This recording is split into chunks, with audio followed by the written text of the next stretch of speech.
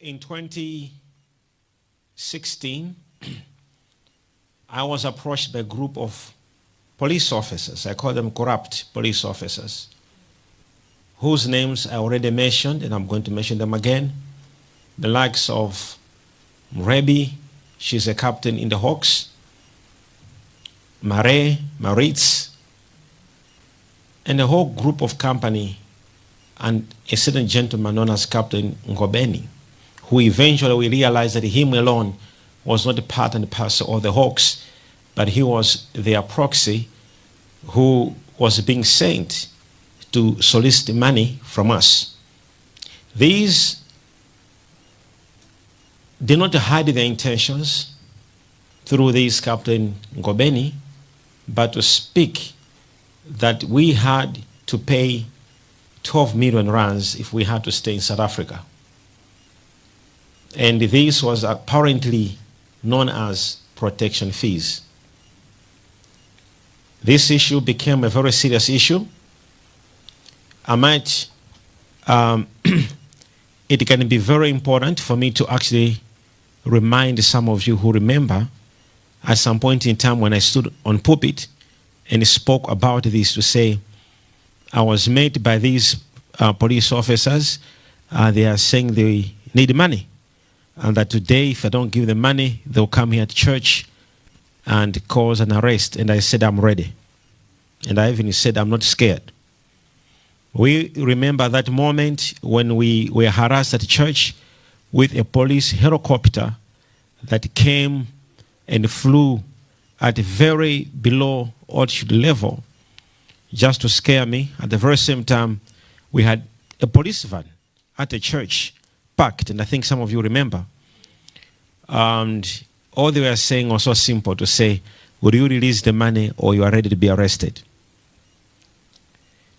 It was that single day when I took an initiative to go and meet the then Commissioner of Police, General Sitole. It was on a Sunday, and I had a meeting with him and at Southern Sun Hotel in Pretoria, where I raised the issue.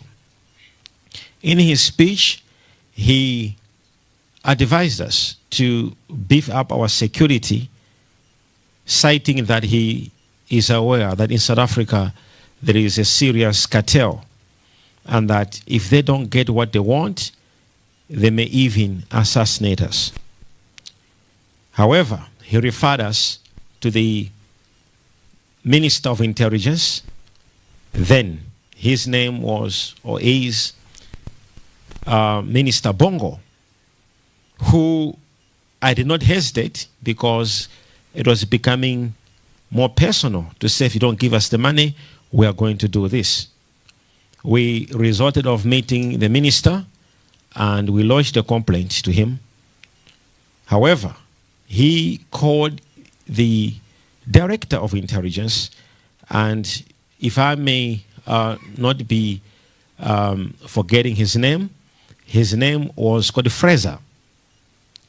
We had a meeting, the three of us, and I explained the whole story, and Fraser spoke to me in front of the minister to say, so far, we do not have any case against you in the system.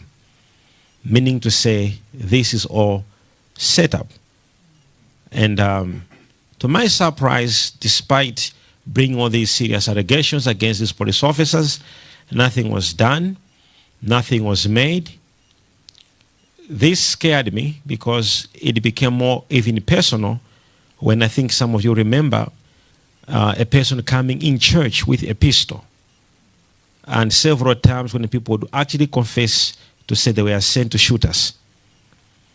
This was due to, after hearing that I had lodged a complaint against these four to the authorities. They said, you cannot make us lose our jobs. We'll eliminate you. Upon having that, I also saw it was necessary I report to my government in Malawi. I flew in Malawi. I met the then president, who is actually now, again, has been elected again to be the president. Congratulations to him. And I had a meeting with him, and I explained the whole issue. I remember he actually said that he was extremely touched and asked me to also, apart from the government efforts that would do, he also requested that I should involve the local Human Rights Commission. I did. The Human Rights Commission of Malawi that time went to the embassy, South African embassy, and lodged a complaint. And this is on records, to say our citizen is being harassed with his wife. And the embassy advised them to write the South African Human Rights Commission, which these two organizations began to interact over our rights. Nothing happened. And this made us also to take further steps, because the threats of our lives and the demand of money began to grow. It was in this moment when we were also visited by one of the police officers known as Mr. Paul. He was, I think, a Captain Paul, who said that the General of the Hawks, a department which these 4 police officers were coming from, would stop our case if we would give him something. I remember some of my team members going to have a meeting with this fellow general, known as General Sibia. So much money was collected in the name of this general to stop this case. Instead of the general to stop the case, so it was corruption after another corruption.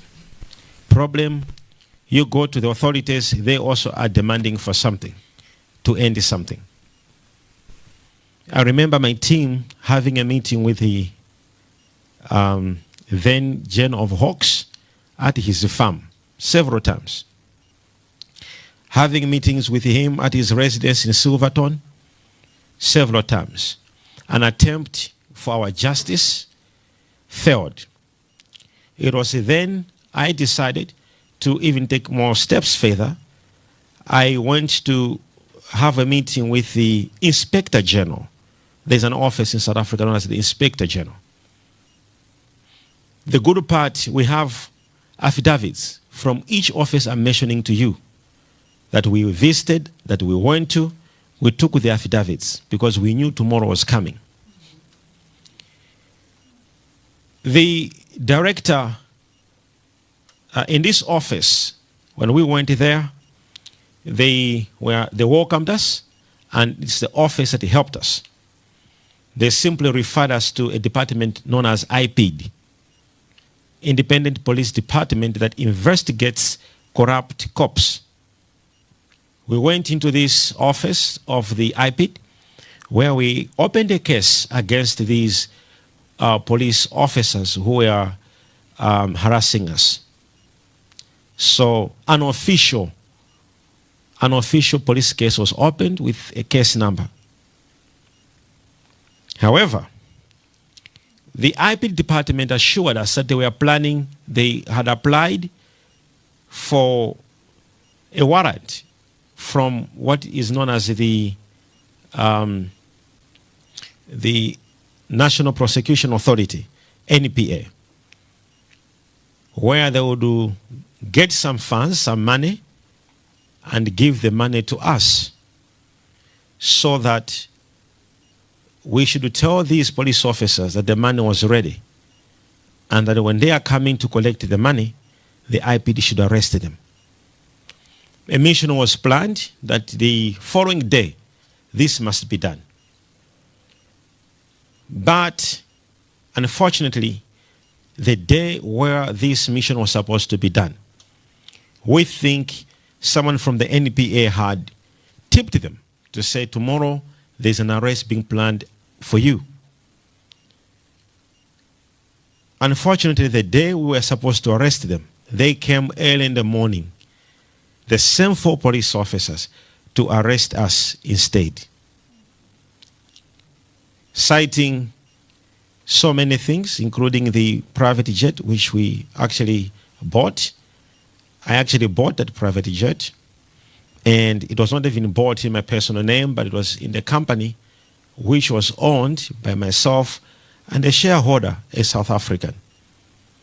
But shockingly, it wasn't my wife who was a fellow shareholder, but she's the one who was arrested together with myself. A case which stayed so many years. We went to court several times by the same people who were looking for the money. We went to court several times, and each time we went to the court, when the case is about to start, they would stand up and they say they are still looking for evidence. We are law-abiding citizens. We completely gave ourselves to the justice system of South Africa to say maybe there'll be justice. But the more we were waiting, the more our lives were seriously threatened. We're all aware what happened in our ministry, in our church, to our members across the world.